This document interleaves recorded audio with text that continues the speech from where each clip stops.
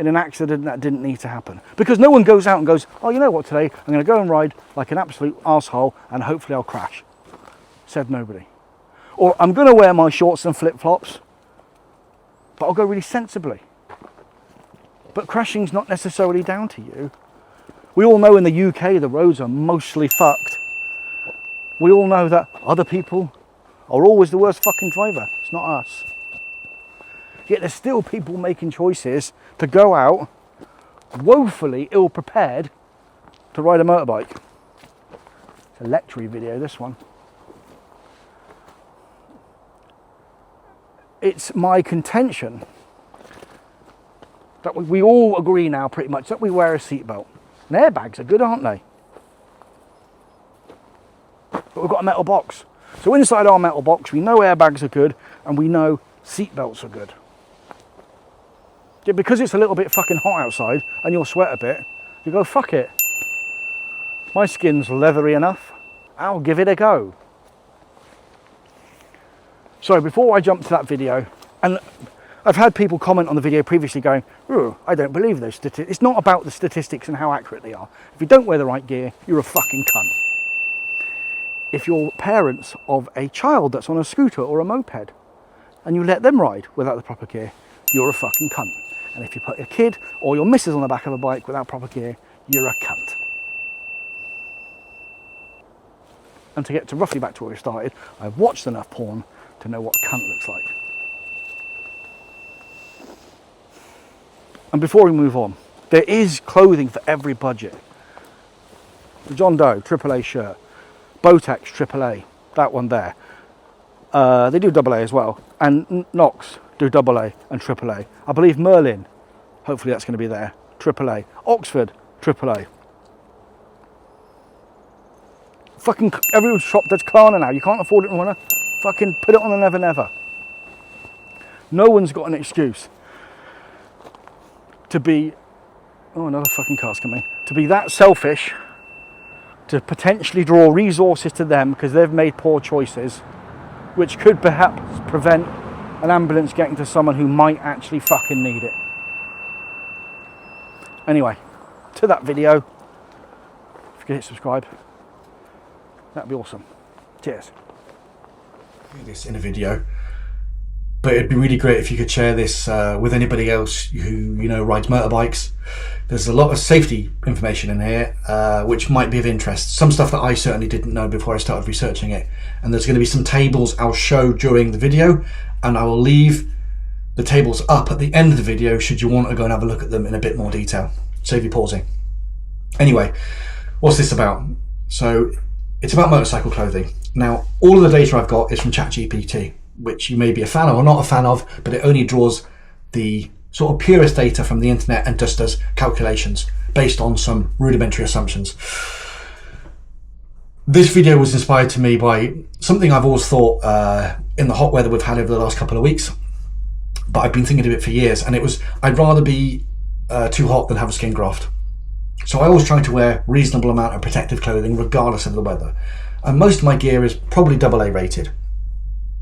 Now, last week, 2 instances happened which really made me think about what choices people are making and the potential impact of those choices. Now, I was in the middle lane of the motorway and I was overtaken by a guy who was doing the same speed limit as me, which is interesting. He went past me and he was wearing trainers, shorts and a vest. And all I could think, if he comes off, he is going to be a smudge on the M5. Then 2 days later, there was another guy who overtook me doing the speed limit that I was on the motorway, and he was wearing normal jeans, trainers and a t-shirt. Again, you're going to be a smudge.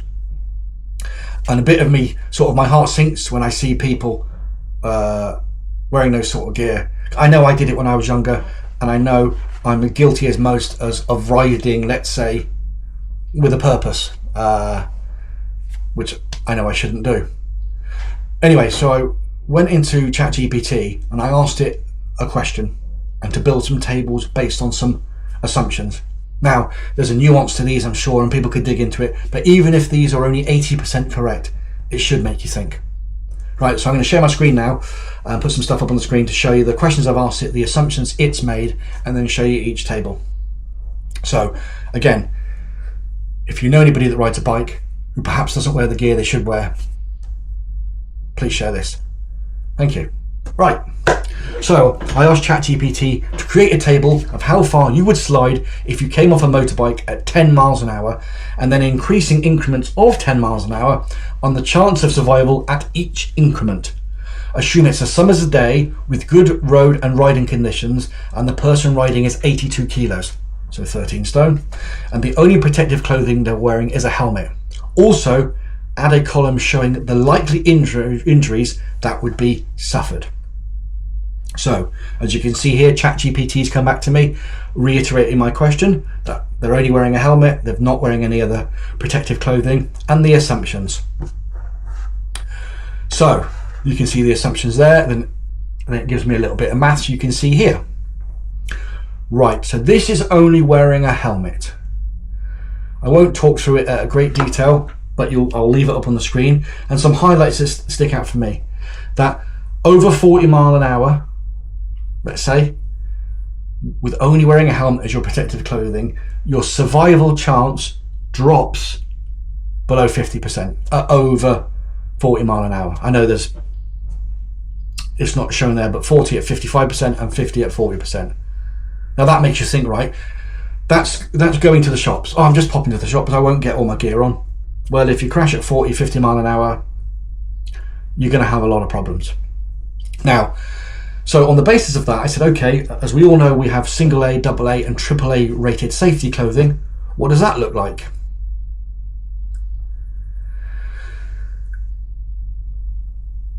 And here we are with the single A rated clothing. Now, the survival chance of less than 50% is now above 60 miles an hour. So a bit better, but still pretty serious. Again, you'll buy single A rated clothing and think you're quite safe, but motorway speeds, 40% chance of survival. Not good news. Next category, AA rated. Now, between 60 and 70 miles an hour is the less than 50% of survival. Now, that makes me think, if I'm wearing AA stuff, which I felt was quite good, maybe I need to think about what I'm wearing, because I don't feel confident as I would. Yes, and this is not about necessarily riding like a lunatic or going too fast, but 60 mile an hour is a speed that we all might do on any given A road. 55% chance of survival. And the sliding, now that's assuming you haven't hit a lamppost or a curb or a car. You're sliding for 51 meters. Now lastly, AAA rated. Now your odds do increase. So we're over 70 mile an hour when your chance of survival dips below 50%. So motorway speed. But when was the last time you did 80 or 90 mile an hour on the motorway? At that speed, you're sliding along the road for 100 meters. So even if you've got AAA rated clothing on, at 80 miles an hour, life-threatening injuries, severe fractures, and significant internal injuries. It does make you think.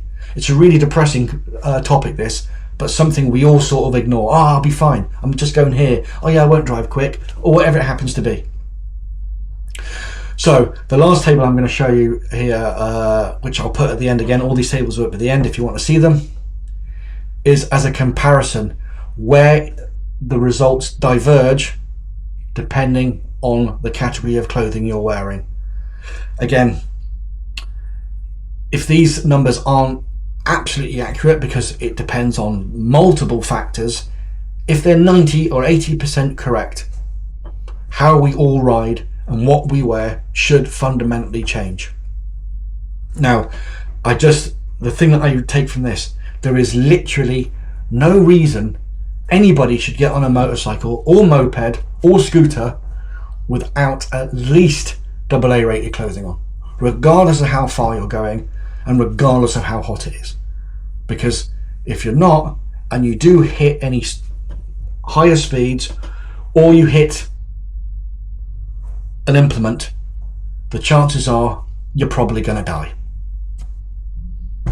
Anyway, again, for the last time, please share this to people that ride bikes. It's important information, and if you could hit subscribe, it'd be appreciated. Cheers.